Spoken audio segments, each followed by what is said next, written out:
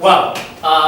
We want to thank God, those that are watching us this morning. We are so privileged and honored to have, Apostle MB Jeremy. Welcome to the program, the Explosion program today. Wow, thanks so much, man of God.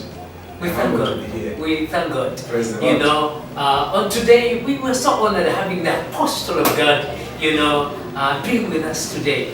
And please, we want to know more about the Apostle. Who is Apostle? Wow. Jeremy. Wow. You want to know about me? Yes. Wow, that's a nice question. People that are watching us, they say, we want to know more about him. So we need to ask him.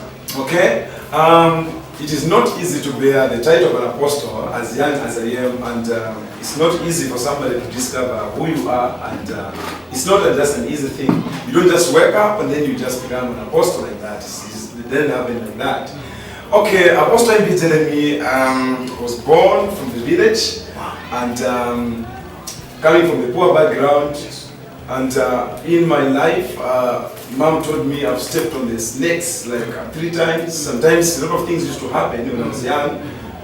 They used to find me outside the house, chasing witches according to them. I don't know what was happening.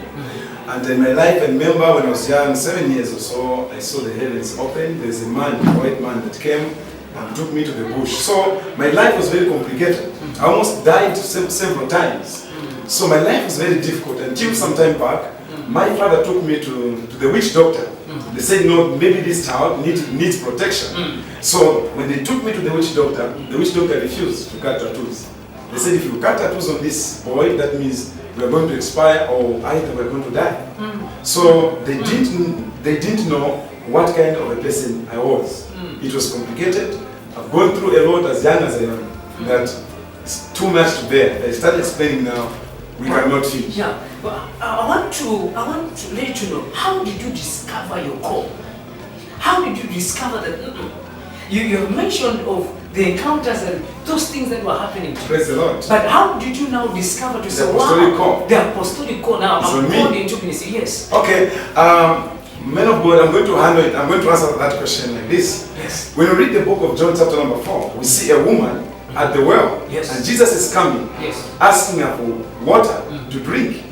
And what did Jesus say that, are you married? And she said that, I'm not. He said, you have answered well, because even the one that is you have one is not your own, and you have been married to how many men? 5 men. So the assignment of that lady was to take men to bed. Yes. That was the calling of God was manipulated by the devil. So she was taking men to bed. Okay? But after having an encounter with Jesus Christ, the Bible says she brought all the men of the city to Christ Jesus. So most of the times, the easiest way to discover your calling, number one, it is to discover the place that you criticize most. It might be your assignment. I remember when I was at school at Zonga, I used to laugh at these child lessons for scripture union and mock men of God, with a lot of hair, with white shoes and black, they will speak in a deep voice, then I would laugh and be like, these guys are stranded, they don't know what they're doing and stuff. So I criticize men of God like pastors, I laughed at them without knowing that in the future, that is my assignment. My God. So, number one, the easiest way to discover your assignment is to see the thing that you criticize most. It might be your assignment. My God, I like that. And also, the thing that you are interested into so much, it might be your assignment. And also your weakness can be your assignment. But the devil has manipulated. So you see, the woman had the weakness of bringing men to bed. And yet she didn't know that she was an evangelist. But after having an encounter with Jesus Christ, that's when she discovered that she was the woman of God. She preached to all the men and brought them to Jesus Christ. So how you discover that? Sometimes you find you're so excited, girls follow you. We talk about the woman, men of God, the Bible talks about the church. So you find that you're a guy, you're having some maybe branches of God, 4 girlfriends. Those are branches, those are churches. And the devil is manipulating you. So that is apostolic work, doing it otherwise. So I started, I was born again in 2010. Then I was a footballer. Wow, you're a footballer? Yes, I played football. My young brother and I were the one that brought Fashion Sakala from the village in Benji, the village. Wow. And with Kafanyirenda, we went there. Wow. And my young brother, Deco, and Fashion, Justin Shongas, all those guys. The Fashion Sakalas. Yeah, Wow. Justin Shongas, all those people, the family, we grew up together, and like that in Chipata, we used to play football together. Wow. So the assignment came upon me, it was something else. Wow. I couldn't just accept it Right. because I thought that men of God are only people supposed to be, if you need to be a man of God, you need to be old. Young, you can't be a man of God. It won't be easy for you to convince someone and to preach to somebody. But when God called me, it was unbelievable. Because as young as I am, I've been to countries. As I'm talking right now, I'm going to Seychelles next month, and Wow. I'm going to Kenya. From Kenya, I'm going to Namibia. Wow. And I'm accepted just like that. Doors are opening just like that. Wow. Things are flowing because I'm moving into the assignment. Wow. But it wasn't so easy for me to discover who I am. Things were very tough.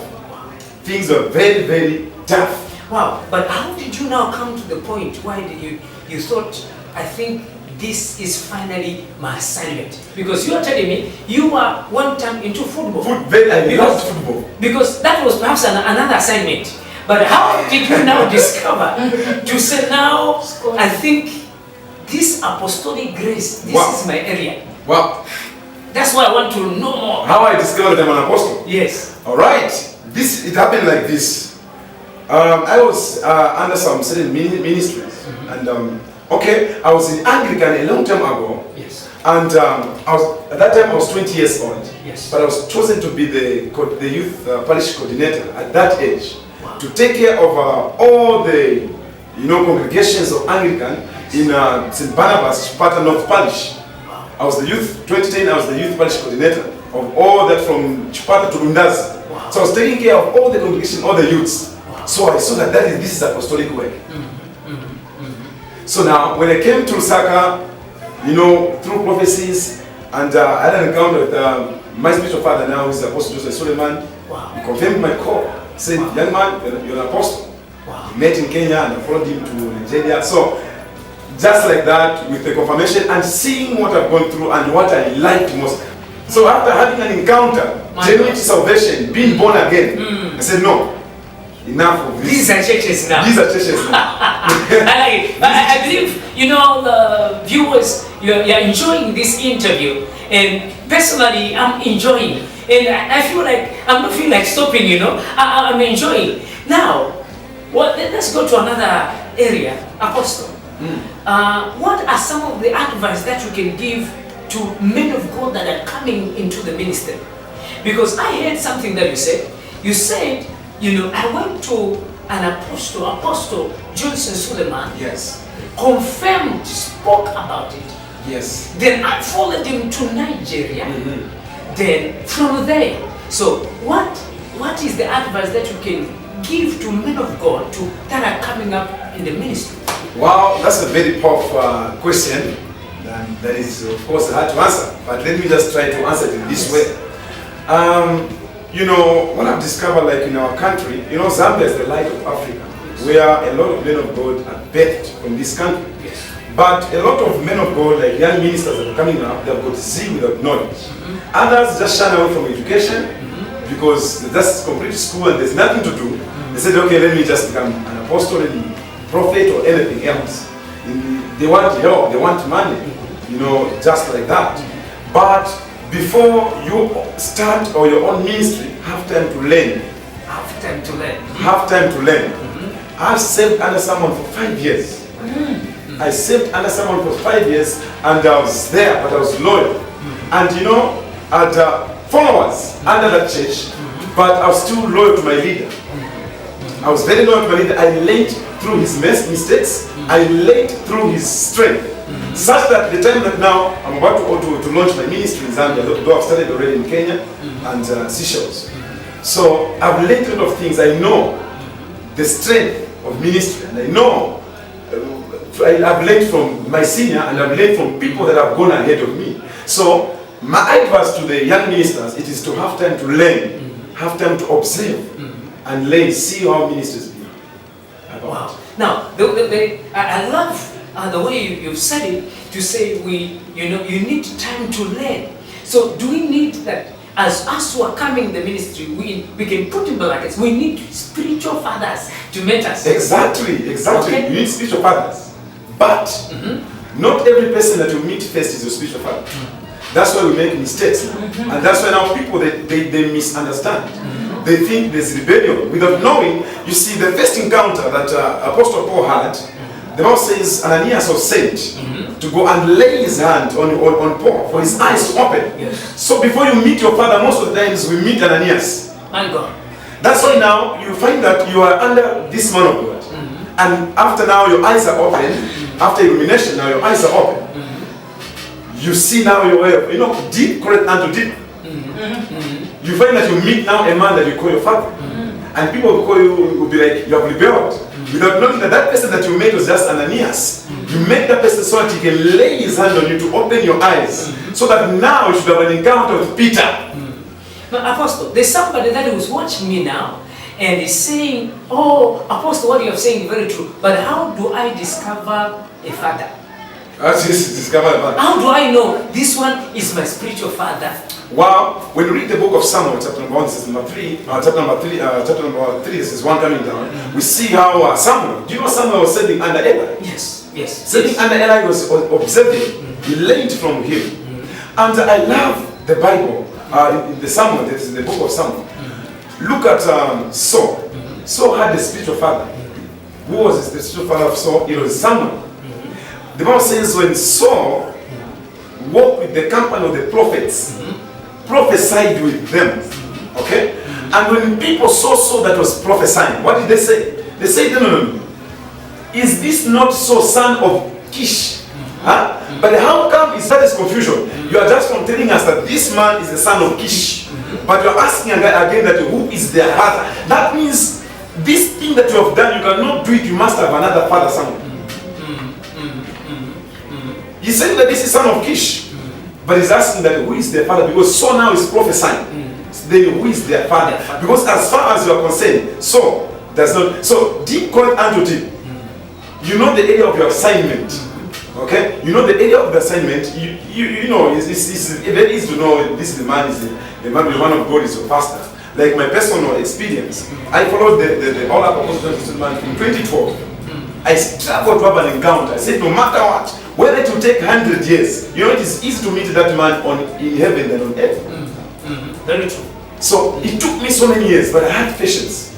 I got some tips for him. I got some, followed him just like that. And I prayed, Father, give me an opportunity to meet this man. Until when I met, he just gave me a smile, say, my son. Without me saying, my son, just smile. Wow. Just like that. I didn't struggle. Why? Because it is spiritual. It is a spiritual matter. So, you see, there's a problem now where Abraham had two sons. Yes. Had the physical son and the spiritual son. Why do I call Ishmael the physical son? Because Ishmael was born from the part that Abraham was not circumcised. And that time Abraham was physical. So Ishmael was a physical son of Abraham. And Isaac was the spiritual son of Abraham because he was born after the circumcision of Abraham. Okay? So now there are two kinds of sons. Those sons that they follow suits when they see a man on TV, those are Ishmael. They are focusing on the physical thing or physical part of the pastor, of the man of God. They say, no, because he has got nice one, because he has got a TV station, so now he's my papa. Those are Ishmael. But spiritual son, they follow spiritual thing. That's why even if they see a mistake in their father, they don't consider it because they are not physical. Their focus is not on the physical thing, but only the spiritual. Those are Isaacs. Those are sons. My God. Praise the Lord. My God. Yeah. Now, I want to ask this question. You know, can you be working in a certain man of God, working with a certain man of God, working under and have another father son. and under a spiritual father? That is completely confusion. That's confusion because you cannot serve two masters at a time. Because Apostle, there are times he says, you know, although I'm working with this man of God, but my spiritual father is that one there. No. That is completely that is confusion. Those are two visions now. You cannot save the God of man and Mammon and God. Remember what the scripture says. So it's either you betray one, because your father is having his own vision. And the man that you're under with is having his own vision. Now you're going to be bringing doctrine from outside, you're bringing into my church. That is confusion now. You're going to confuse my members. So you cannot, as long as you're under my church, you're my son. So those that are watching by television will be concluding, but I'm enjoying, I'm so excited, you know, and I can tell even the producer, those in the camera, they are smiling with me, they know I'm so excited about this topic, because this is a topic that, you know, a lot of people have asked questions, and a lot of people, these have not been explained. Praise the Lord. So we are learning, as we be concluding, we are learning something that when you are serving under a certain man of God, you need to be royal. You are telling us that when you're working under a certain man of God for 5 years, you are royal, you are submissive. Because we've noticed we have certain men of God who are serving under a certain man of God, but yet behind they are having a certain, you know, group, spiritual father somewhere. you know, spiritual father somewhere. That is rebellion, complete rebellion. So they're having a spiritual father somewhere, and also they are serving under a certain man of God, but yet they're acting like Miriam and Aaron. They want to talk against their spiritual father. That is witchcraft. How does it work? How can a person talk about it, man of God? You see, Pastor Morris, Yes. loyalty can be tested into three things. The first thing that can test your loyalty, it is fire. If you go through fire, can you still be loyal to your leader or your man of God, or the person that you honor as your leader? When you go through challenges, can you still be loyal to that person? That is the first thing that tests loyalty. Fire. Number two, loyalty is tested by distance. Okay? Loyalty is tested by distance. What do I mean by distance? That's why you find a lot of people messes up when maybe the husband is not around, or maybe the wife is not around, they make a mistake. So that distance tests their loyalty. So most of the people misbehave when their leader is not around, or maybe they've been given a branch somewhere. So their leader is very far. So that distance, it is a very big test of loyalty. Okay? And the last one, it is time. If you don't understand your time, time can test your loyalty. You may think as if they're stepping on you. If you don't understand your season, you may think as if someone is stepping on you. But the truth is, a man that is you are under, he can never step on you. Because no matter what that is his vision, there's nothing that you can do to surpass him. The only thing that you can do is just humble yourself, learn from him, and be loyal. Your time will come. You're going to be released, and everything will move well with you. So time, it is also the factor that tests people's loyalty. They're impatient. They're stepping on me. They don't give me the puppet. They're observing you. Your time will come. You are going to manifest. In conclusion, what are your last words that you can encourage people that are coming up in the ministry? Personally, I'm encouraged of the things that you've learned today. Praise the Lord. Yes. All right. Thank you so very much, Pastor Morris. I can just encourage my fellow young men of God that number one, discover who you are, and don't run away from education. It's very, very much important. And be loyal and understand your time. God bless you. Amen. So, Apostle Jeremy, it has been an honor. Thank you so very much to meet you, sir. I'm very humbled. I'm so honored to have you today on this program, and just to interview and having this discussion together. And I believe the viewers that are watching us even this morning, you are blessed about this topic. Wow, we're looking forward to having you again. Praise the Lord. So, viewers all over the world, and those that are watching us, wow, I'm blessed personally. I believe you're also blessed. Bye-bye.